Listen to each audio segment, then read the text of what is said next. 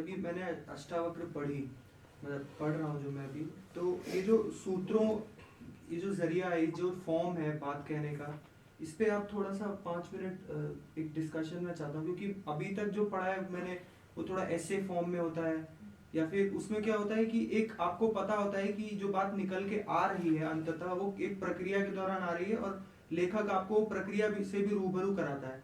लेकिन यहाँ पे क्या हो रहा है कि सीधे बोल दिया कि ऐसा है, तो थोड़ा सा मतलब एक डिफिकल्टी सी आ रही है, तो क्योंकि एक जो प्रोसेस नहीं दिख रहा है जिस प्रोसेस के थ्रू ये चीज निकल के आ रही है, और मुझे ये भी लग रहा है तुम कि नाच रहे हो,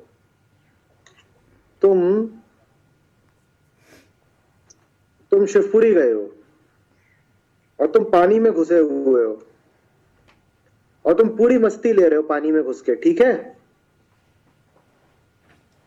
और उस समय पर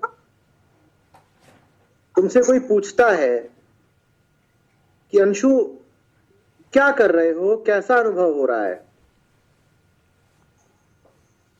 तो क्या जवाब दोगे? और वो जवाब कैसा होगा, किस रूप में होगा?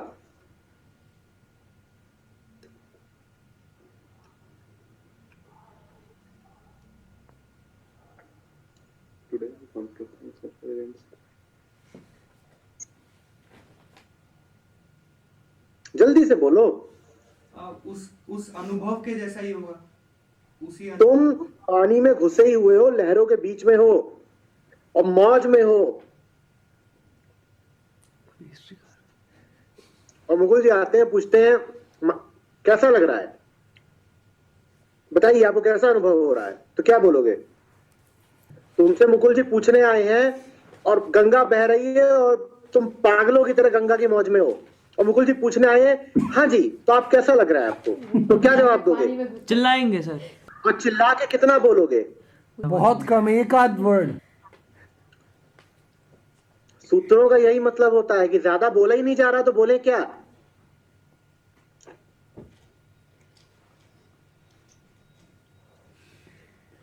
कोई मूवी देख रहे हो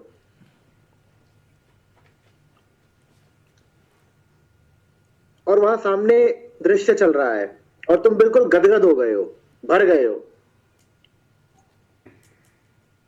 उस समय पर क्या पड़ोसी से खूब सारी बातें करने का मन करता है तुम्हारा? नहीं। हम जब मूवी देख के निकले उसके बाद कुंदन ने कहा कि मैं इसके बारे में कोई बात करना ही नहीं चाहता, अगर कोई पूछेगा कैसी लगी तो 2 शब्दों में बोल दूंगा बस। सूत्रों का यही अर्थ होता है कि ज्यादा बात की नहीं जा सकती और हमें ज्यादा बात करने में कोई मजा भी नहीं आता।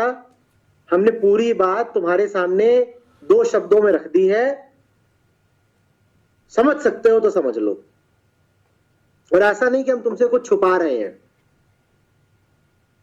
हम जहां पर हैं वहां पर इससे ज्यादा बोला नहीं जाता,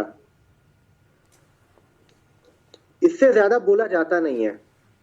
हम कोई प्रोफेशनल राइटर थोड़ी है कि पन्ने पे पन्ने भरे जा रहे हैं। अष्टावक्र गीता है, इसमें तो फिर भी बहुत शब्दों का प्रयोग हुआ है। ब्रह्म सूत्र हैं, उनमें 2-2 शब्द के सूत्र हैं बस। ऐसा नहीं है 2 ही शब्द के हैं, पर 2-2 शब्दों वाले भी हैं, इतने छोटे। ये फालतू बोलना क्या है यार, कितना बोलते हो, चुप क्यों नहीं रहते? क्या होता है, एक बार एक 3 ज़ेन मॉन्क होते हैं, वो घूमने निकलते हैं।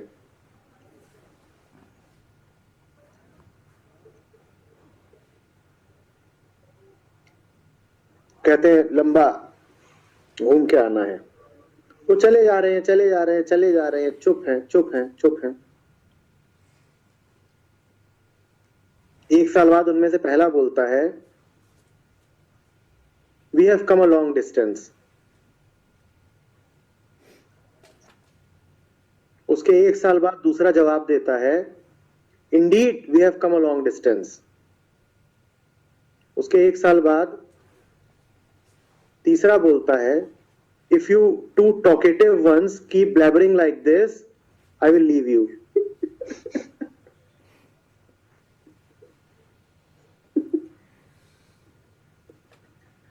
समझ में आ रही है बात? ये सूत्र होते हैं।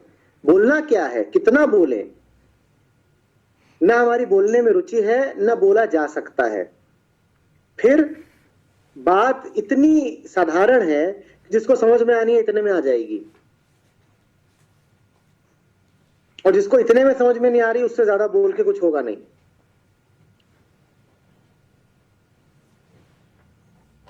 बस सूत्रों की एक शर्त होती है कि थोड़े से वैसे हो जाओ जैसा उस सूत्र को बोलने वाला है।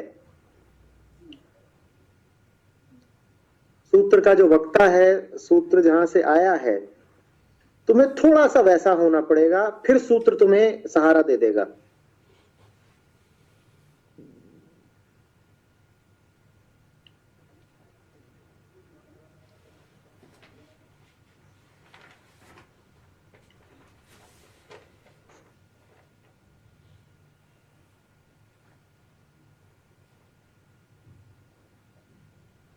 दो तीन बातें तुम दुनिया के तमाम विजडम लिटरेचर में पाओगे। पहली तो ये कि उनमें से ज्यादातर की अभिव्यक्ति सूत्रों में हुई है। बात को बहुत समझा के खुलासा करके नहीं कहा गया है, बात छोटे में कह दी गई है और शेष समझने वाले पर छोड़ दिया गया है। दूसरा, आमतौर पर बात गा कर कही गई है,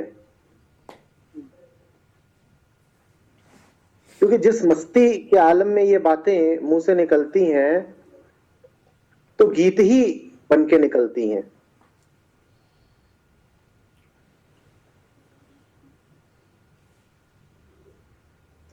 जैसे कि मुकुल जी आगे पूछें तुमसे,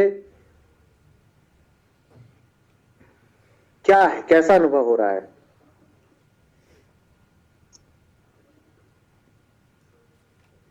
और तुम बोलो बस मजा, बस मजा, बस मजा, हो गया सूत्र। और वो भी गाते गाते बोल रहे हो। हाँ, अब उसके बाद उस पे बड़े बड़े विद्वान लग जाएंगे, पंडित लोग, और वो कहेंगे देखिए 3 बार कहा गया बस मजा, ये मन की 3 अवस्थाओं का द्योतक है। जैसे तुम पूछ रहे थे ना कि अष्टावक्र के 8 वक्र हैं, तो उस 8 का क्या मतलब है, ये पंडितों से पूछो, बता देंगे। वो 8 का कुछ ना कुछ तुक खोज लेंगे। तो ऐसे ही तुम बस इतना ही बोल रहे हो, बस मजा, बस मजा, बस मजा, और बता देंगे कि 3 का क्या मतलब। इसी तरीके से ब, स, म और जा, 4 अक्षर आ रहे हैं, तो ये जो 4 है ये तुरीय है, चौथा। और पूरी बात जहां पर रुक गई उसके आगे जो है वो तुरीयातीत है, मौन। ये बेवकूफियां विद्वानों के लिए छोड़ देनी चाहिए। जिसे बोलना है वो तो गा के चला जाता है। और तुम्हारी बात अगर समझनी है मुकुल जी को, तो उनको फिर तुम्हारी इधर नदी में उतरना पड़ेगा। यही है सूत्र कि कह दिया सो कह दिया, और इसलिए नहीं कहा है कि उसमें कोई बहुत हम बात छुपा के कह रहे हैं, बस इतनी सी बात है। और उसमें अब कहे क्या, किसी सूत्र का इसीलिए तुम कोई एक्सप्लेनेशन नहीं पाओगे। जो सूत्रकार होता है वो स्वयं कभी भाष्यकार नहीं होता। वो बोल के छोड़ देगा हम ब्रह्मास्मि। अब तुम बाद में तुक्के मारते रहो, पेचे लड़ाते रहो कि हम ब्रह्मास्मि क्या होता है। तुम सोच सोच के उसका अर्थ निकालना चाहते हो, ऐसी बात का जो सोच के कही ही नहीं गई। जो थॉट का प्रोडक्ट नहीं है, थॉट उसका अर्थ निकाल कैसे लेगा। पर हमें सूत्रों के अर्थ चाहिए।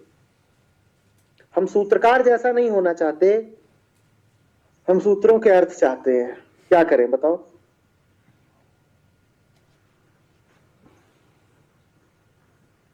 तुम जब पढ़ोगे ना, कई सूत्र तो तुम्हें इतने अजीब से मिलेंगे, तुम मन का प्रयोग करके, बुद्धि के इस्तेमाल से उनका कोई सेंस निकाल ही नहीं सकते। तुम कहोगे ये छपने में गलती हो गई है, ये क्या नॉनसेंस सी बात है, ऐसा कोई क्यों कहेगा? ये बात तो बिल्कुल ही बेवकूफी की लग रही है। और आप कह रहे हो कि ये ईश्वर का वचन है, आप कह रहे हो कि ये बात परम बोध में कही गई है, हमें तो ये बात ही बेवकूफी की लग रही है। और मैंने देखा ये एक दो बार ऐसी बातें सामने आई हैं और उनको समझाने की जितनी कोशिश की गई है उतना हेल्पलेसनेस लगी है, क्योंकि वो समझाई नहीं जा सकती हैं।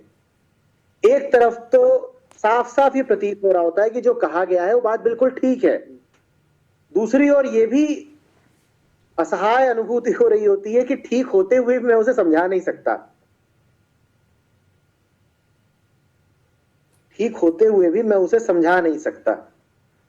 बात इतनी नॉनसेंसिकल है कि कैसे समझाओगे, लेकिन फिर भी पक्का दिखता है कि बात खालिस है।